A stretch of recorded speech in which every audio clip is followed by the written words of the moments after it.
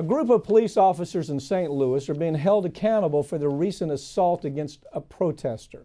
Unfortunately, that protester turned out to be another member of the police force, not a citizen exercising their right to free speech. It's an interesting story. Undercover police officer gets caught up in being brutalized because he's in a group of protesters.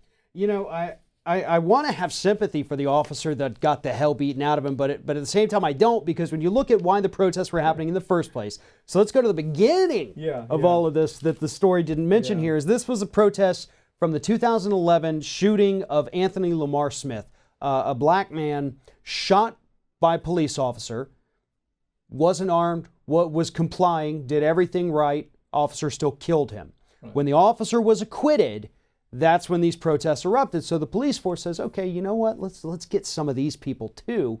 We're going to send you in undercover. And this was an older gentleman, not like a rookie on the force who would fit in with the protesters.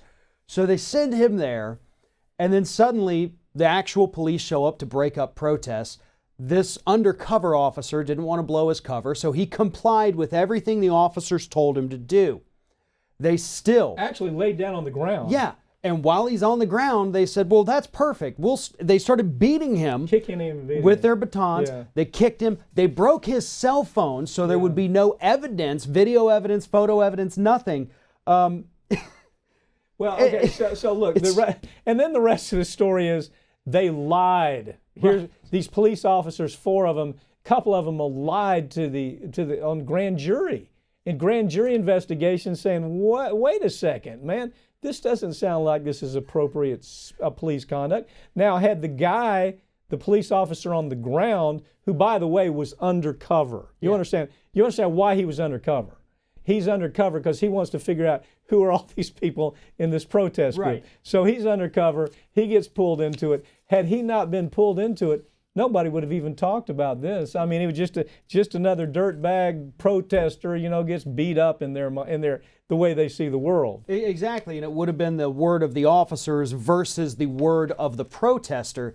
But that's one of the things I actually like about this story is that now they see, all these cops who've been out there for years defending, like, well, no, this protester, they threw a rock at him, they threw a bottle at him, and so it was justified. They spit at him. They understand now, no. And it's indiscriminate what they do. And all of the officers, there were 4 involved in this beating. The oldest was 35, the youngest was 25. So these are relatively young folks. These are not, older gentlemen. These are young, wannabe Rambo type cops who came in and under ordinary circumstances 100% would have gotten away with it. No accountability. Well, no, first of all, a lot of it, we've talked about this bad police officer thing in the past.